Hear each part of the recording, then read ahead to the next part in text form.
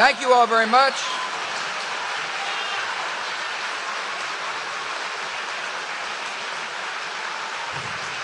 Thank you all. Thanks a lot. Please be seated. Thanks for the warm welcome. Dr. Riddle, thank you for inviting me and Laura to come to your great school. He said we're not very far from the White House. I said, fine, I'll just drive over. It turns out I didn't see any traffic.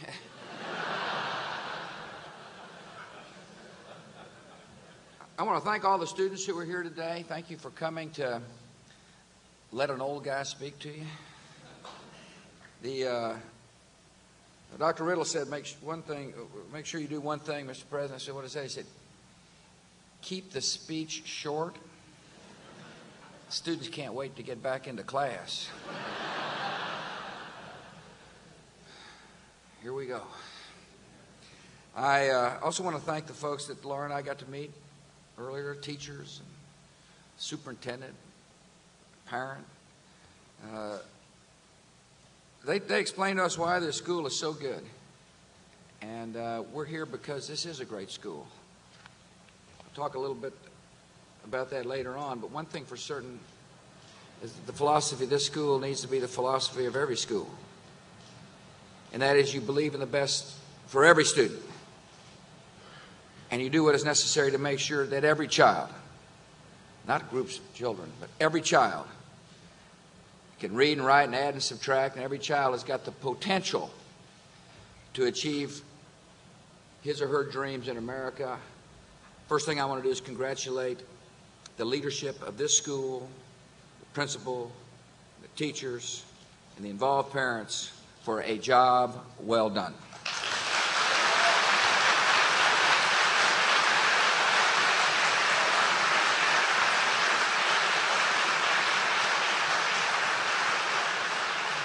I want to thank Laura for traveling with me today. She's been traveling with me for a long time. And for a public school librarian, the highway has been a little bumpier than she probably thought. But she shares the same passion I do, and that is to put systems in place to encourage every child to learn to read. And so thank you for coming. Looking forward to working with you on education matters during the next 4 years. I want to thank Rod Page, who's joined us. Rod is the outgoing Secretary of Education. 4 years ago, when I was looking at the cabinet, I decided to pick somebody who had been on the front lines of educational excellence. Rod was the former superintendent of schools in the Houston Independent School District. That's the front lines. And the results of his hard work are noticeable in Houston. And I want to thank you, Rod, for not only serving in Houston, but coming from the great state of Texas to serve our country for 4 years.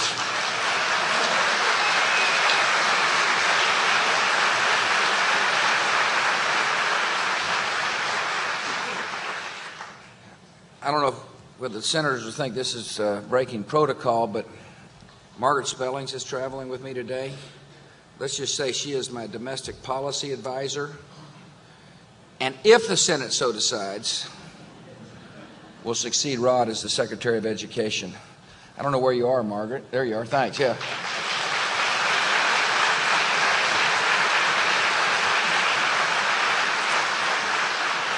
I suspect that if confirmed, the seat will improve. Again, I want to thank Mel Riddle for being such a fine principal. He's what I would call an educational entrepreneur.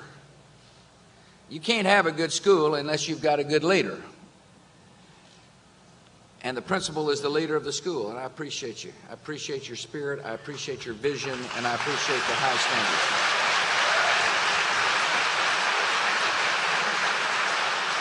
And I want to thank the superintendent of schools for recognizing that this good man is a good principal.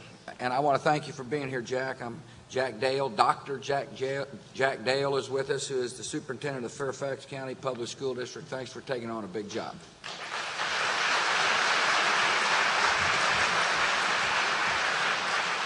I was pleased to see that United States senators from the great state, or the Commonwealth of Virginia, have joined us.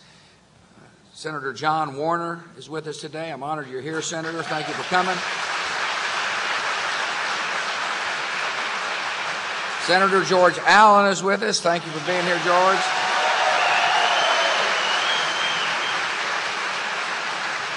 Congressman Tom Davis, proud you're here.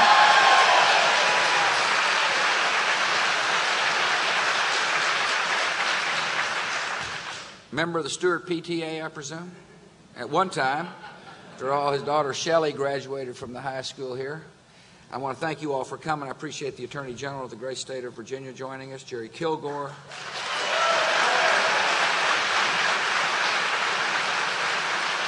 Well, thank all the state and local officials.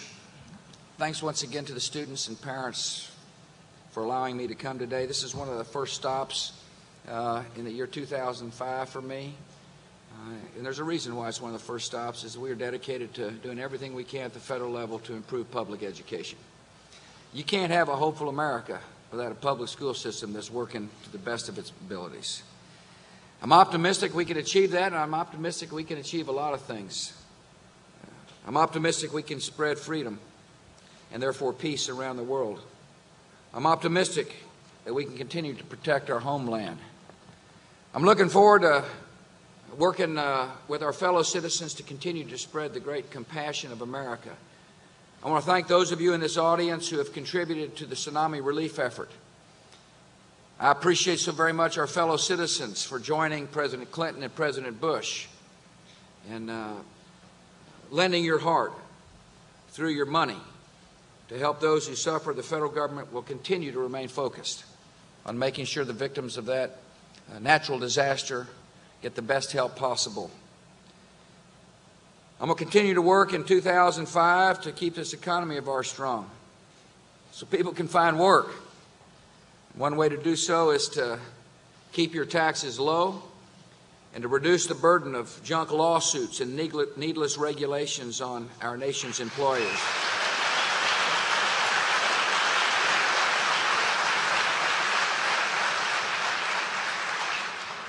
Looking forward to making sure that, to the best of our ability, the health care is more affordable and available. It's hard for me to come to a high school class and look at our youngsters and say the Social Security system is in good shape when I understand it's not. To the seniors of America, nothing's going to change when it comes to your Social Security check. But if this Congress doesn't join this administration in working to reform and strengthen Social Security, we will not be able to look at the high school seniors of the day and say we have done our duty in protecting Social Security for you, for after all, the system will be bankrupt by the year 2040. And now is the time for the United States Congress to join with the administration to save and strengthen Social Security for generations to come.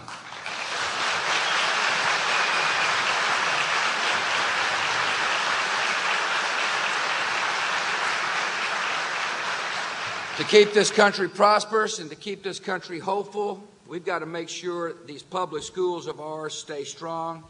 And we started on that road to strengthening every public school 3 years ago when I signed the No Child Left Behind Act. The theory of this law is straightforward. It's pretty easy to understand. That in return for federal dollars, we are asking for results. Makes sense if you're a taxpayer. Makes sense, frankly, if you're an innovative teacher and a strong principal. We're leaving behind the old attitude that it's okay for some students just to be shuffled through the system. That's not okay. And 3 years ago, we began to change a system that too often had given up on a child, primarily those children whose mothers or dads didn't speak English as a first language, or those children who may be growing up in inner city America whose mom or dad didn't have big income levels. This administration believes, and most people in America believe, that every child can learn. And so we're raising the standards for every public school in America. If you believe every child can learn, then it makes sense to raise the bar, not lower the bar. We're requiring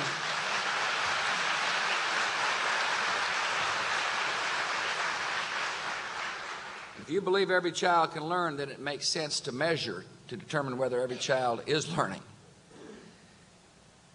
That's called accountability. Accountability for results.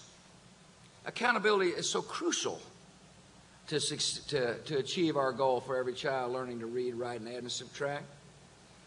Accountability helps to correct problems early before it is too late. Accountability enables a good teacher to test a curriculum as to whether or not that curriculum is working. Accountability allows principals and teachers to determine whether methodology is working. Accountability also is a way to make sure parents stay involved in the educational systems across our country. You know, for a while in certain districts, you'd ask a parent, how is your school doing? And the parent's natural reaction is, it's the best there is. Some cases, like the parents here at Stewart High, they're right. But in some cases, because there was no accountability system, they were wrong. Accountability system allows a parent or a local official or a concerned citizen to compare results from one school to another within a district and from one district to another within a state. And that's important, because by putting parents in the center of the school system, it not only encourages parental responsibility, it enables parents to demand reform when their reform needs to be done. It enables parents, when they see excellence, to do what every parent should do, and that is thank the teacher and the principal for a job well done.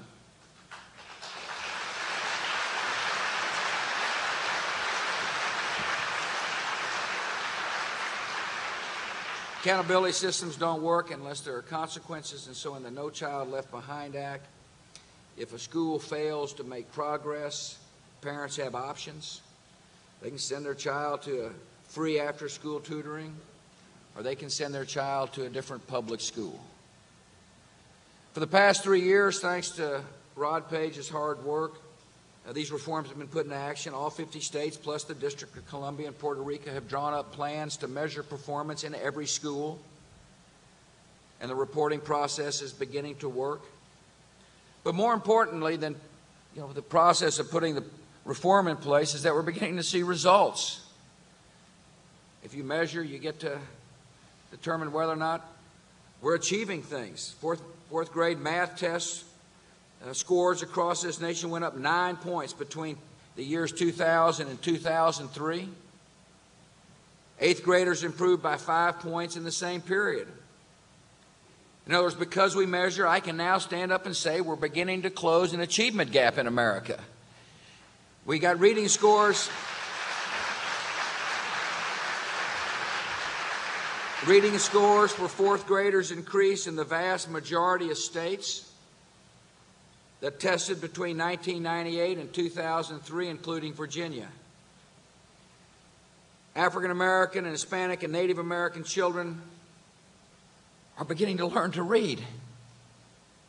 There's a significant achievement gap in America, and that is not right. And we're closing that gap, and you know how we know? It's because we measure. Because we're willing to devise measurement systems, not at the federal level, but at the state level. The results in Virginia are strong. Last school year, 69% of the schools met their target for progress. That's up 10 percentage points from the previous year. That's great. Except I'm now focused on the other 31%. And I know the government here in Virginia will be as focused as well. 69% and an increase of 10% is really good news. But one day I hope to be able to stand here in my term, or a future president or a future governor, and say, we're up to 100% success in the great state of Virginia. That's what we want. We're not interested in mediocrity. We're interested in excellence. So not one single child is left behind in our country. African American and Hispanic students in your state improve their scores in reading and math. Things are happening in America.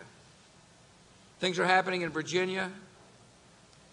A lot of it has to do with good principals and hardworking teachers, and I understand that. You know, the people of this country are probably saying, why did you come to Stewart High School? And let me tell you why. It wasn't so long ago that Stewart High School was a troubled school. I can't remember what the words the principal used. I think he said that they deemed it to be a failure, if I'm not mistaken. Nobody, at least the people in this school, didn't want to be called a failure. So you set out to do something about it. In 1997, the test scores were the lowest in Fairfax County and among the lowest in all of Virginia. By focusing on results and stressing the importance of reading, by making sure that the measurement systems focuses on each individual child, by not tolerating excuses for failure, this school has been turned around.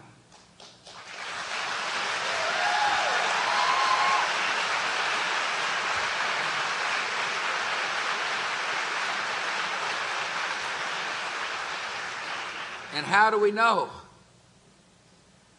See, I can say that with certainty. In other words, I'm not guessing. I'm not saying, well, you know, the principal looks like a pretty good guy and the teacher sounded smart and the students are cheering loudly. I know because you measure. The test scores in reading and math are now above the state average, and the trend lines are excellent.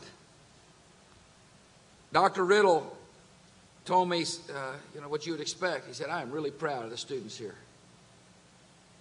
He said, we're willing to do what it takes for the students to succeed. I like that attitude, and I hope the parents like that attitude as well. Whatever it takes for the students to succeed. He said, it's not magic. It takes hard work and smart work, and that's something other schools can do. I'm here at Stewart High School because I want other schools who have got a student population as diverse as a Stewart High School does to know that success and excellence is possible.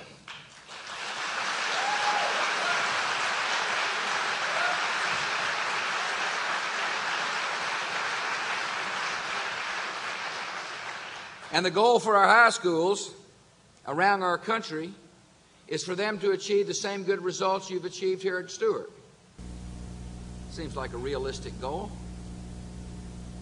And yet many of our nation's high schools face serious challenges. Out of 100 ninth graders in our public schools, only 68 will complete high school on time. Now, we live in a competitive world, and a 68% graduation rate for ninth graders is not good enough to be able to compete in this competitive world. In math and science, the problem is especially urgent. A recent study showed that American 15-year-olds rank 27th out of 39 countries in math literacy. You know, I don't know about you, but I want to be ranked first in the world, not 27th. And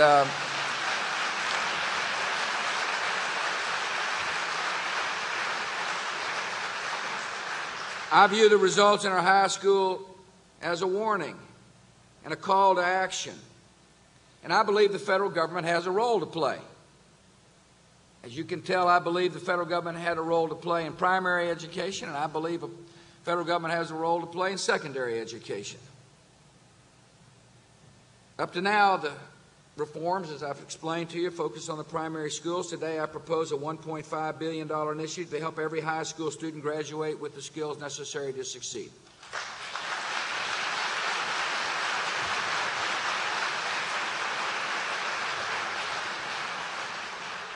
Before you get too nervous, please understand that I strongly believe in local control of schools.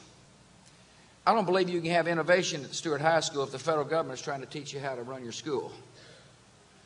The role of the federal government is to serve as a funding source for specific projects and an instigator for accountability systems.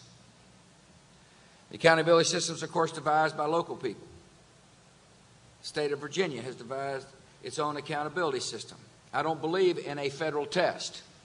I believe a federal test leads to federal control. And I believe federal control of the public school systems leads to failure. And so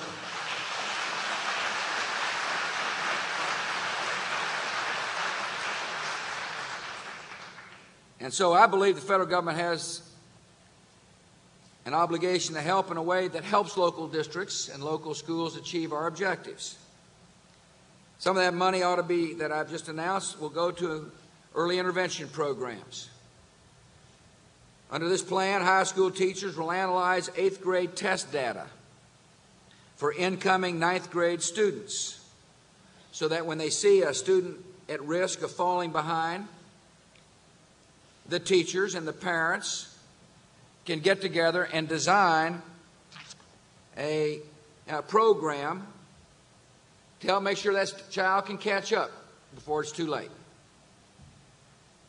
I believe in programs being flexible and uniquely tailored to each student's needs, just like you do here at Stewart High School.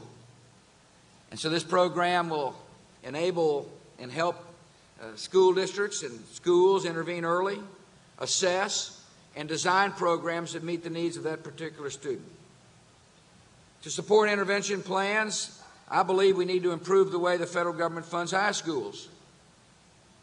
Federal government, we got a lot of programs designed to help high school students.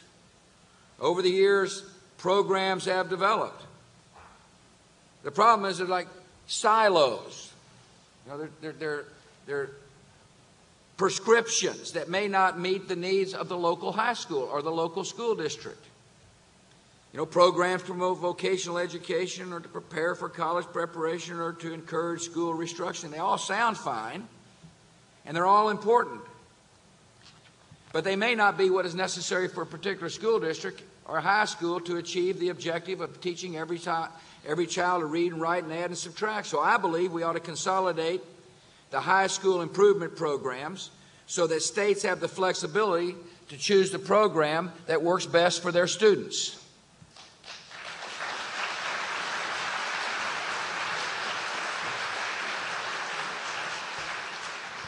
See, we got to be careful about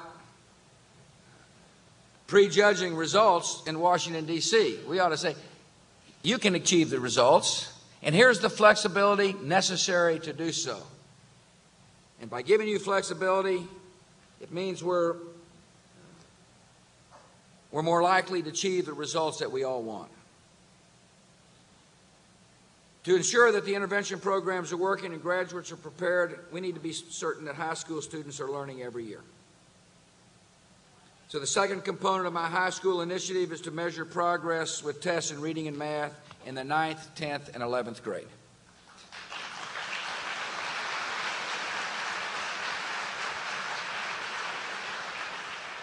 Listen, I've heard every excuse in the book not to test. My answer is, how do you know if a child is learning if you don't test? We got money in the budget to help the states implement the tests. There should be no excuse saying, well, it's an unfunded mandate. Forget it. It'll be funded. I've heard people say you're teaching the test. If you teach a child to read, they'll pass the test. Testing is important. Testing at high school levels will help us to become more competitive as the years go by. Testing in high schools will make sure that our children are employable for the jobs of the 21st century. Testing will allow teachers to improve their classes. Testing will enable schools to track. Testings will make sure that diploma is not merely a sign of endurance, but the mark of a young person ready to succeed.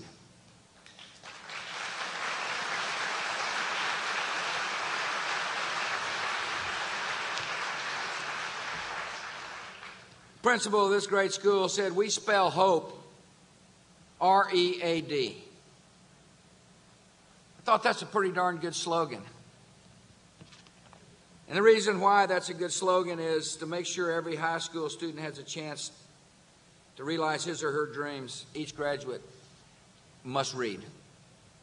must know how to read. You cannot achieve in America if you cannot read.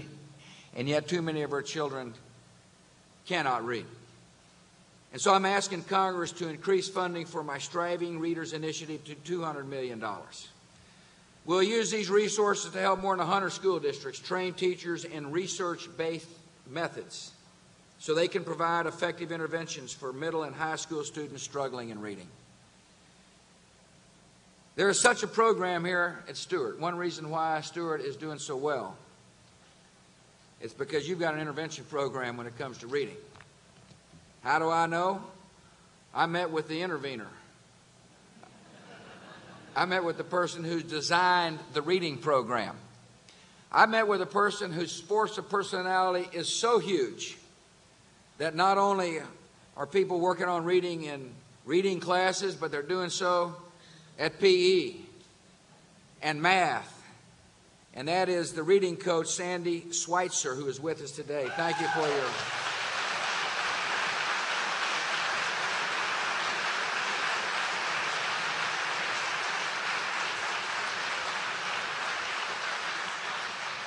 She knows what she's talking about. And as a result, the high school students here are reading. And it sounds odd, doesn't it, for the President to stand up and say we need to focus on reading in high school. But that's the state of affairs. Someday when No Child Left Behind is fully implemented and kicked in, there are not going to need to be early intervention programs or intervention reading programs in high school. But today, we need them. And therefore, this program will help school districts make sure that at the very minimum, a high school graduate has got the capacity to read. I met with Zainab Abu Taleb today. She is from Syria. And 3 of her daughters, one has gone to this school and 2 others going. By the way, one of them is going to college, which is a fantastic achievement for the family. And she was talking about what it means to have her daughters in Miss Schweitzer's reading program.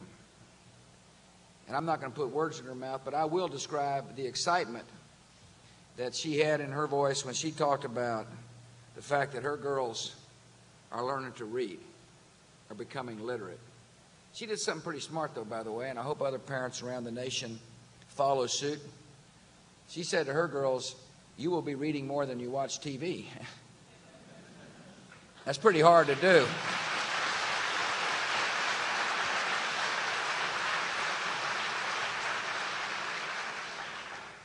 She's excited by the fact that Ms. Schweitzer and the teachers here are using research-based reading programs. I'm sure some of you are aware of these reading debates that go on around the country. Endless hours of airtime are spent. This one works, this one doesn't work. The only way you can know is you measure. And so Ms. Schweitzer has taken a program that achieves measurable results and is spreading it all across this school. And as a result, the students here are improving dramatically when it comes to reading. And as a result, test scores and other subjects are improving dramatically as well. Congratulations for a job well done.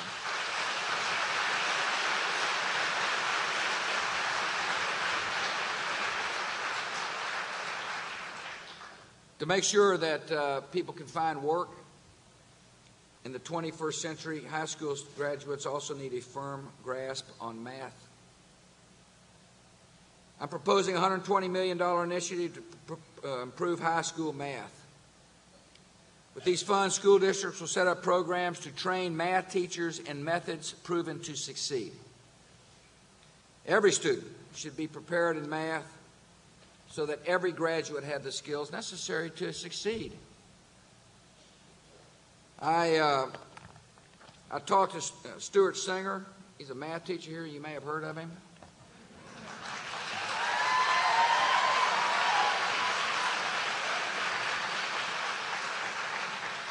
He's only been here 32 years. He recognizes what I recognize, that the best jobs are those that require math, some sense of understanding of math. And too many of our students don't understand math, and we've got to get it right. I want to thank you for teaching Stuart. Stuart, by the way, you're not going to believe this, falls in the incredibly small world category. Graduated from SMU in Dallas the same year that Laura graduated from SMU in Dallas.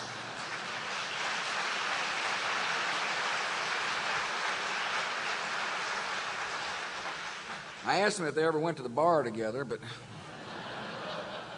both of them said no, they were in the library. Which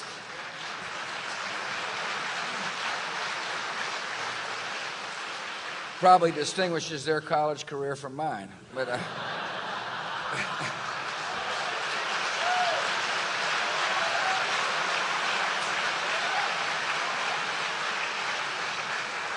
one of the things we must be willing to always do is raise the bar. We got to continue to raise the bar in our high schools. And one of the best ways to do so is by promoting advanced placement and the international baccalaureate programs. At Stewart High, you've got a fantastic IB program. It really means that you're willing to challenge every student. That's what it says. It just says we just simply will not accept the status quo. That we're going to try to bring innovative programs to the school to continue to raise the bar, to challenge students as best as we possibly can. Stewart, by the way, offers an IB course, or IB courses. He talks about former students that have come back from college, that have taken the IB classes, and he says the sacrifice, they say, the sacrifice is worth it. It makes a big impact, and that's important. And so for the students here wondering whether or not the American experience or the American future belongs to you, absolutely. But it's up to you to decide to continue to soar and to seek new heights. In this school, one reason Stewart succeeds is because the school continually raises standards and raises expectations. And that's what we need to do around the country. Every student with the passion and ability to take an AP or IB class should have the opportunity to do so. That's why we've increased federal support for AP and IB programs. A 73% increase over the current amount is what I'm proposing.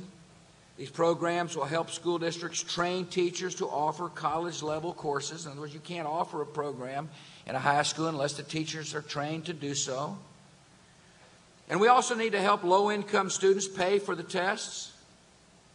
It does not make any sense that a family budget, when it comes to taking AP tests or IB tests, should stand between a student's dreams and the ability to take the tests.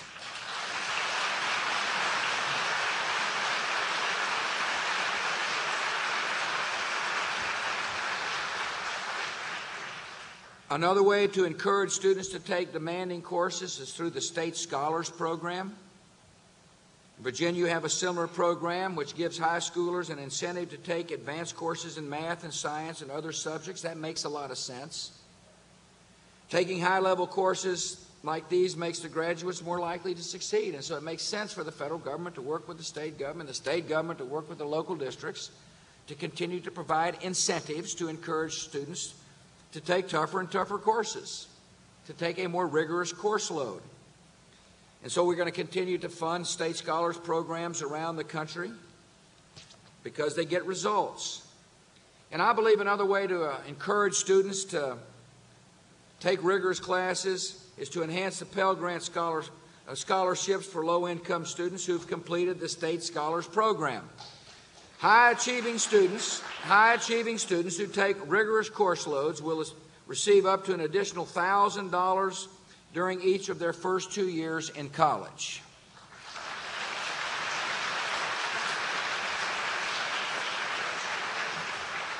Let me talk about our nation's teachers.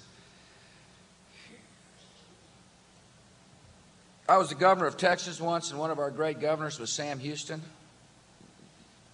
And he had been a United States senator and a governor. He was actually the president of Texas. We were a country once. He had a lot of interesting jobs. He was quite a colorful character. They asked him toward the end of his life what was the most important thing he had ever done. He said, being a teacher. I want to thank the teachers who are here. You got a tough job, but you have a vital job.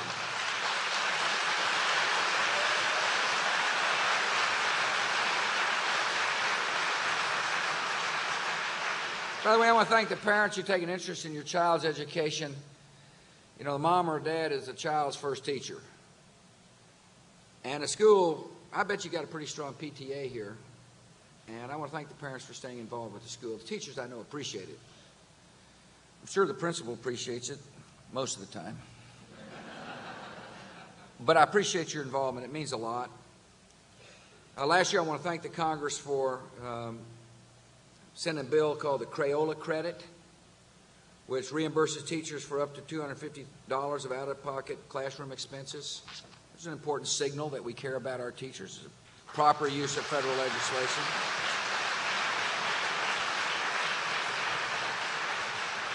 We also passed a good piece of legislation that expanded loan forgiveness from $5,000 to $17,500 for talented math, science, and special ed teachers who teach in low-income schools. I thought that was a good piece of legislation. Unfortunately, it's about to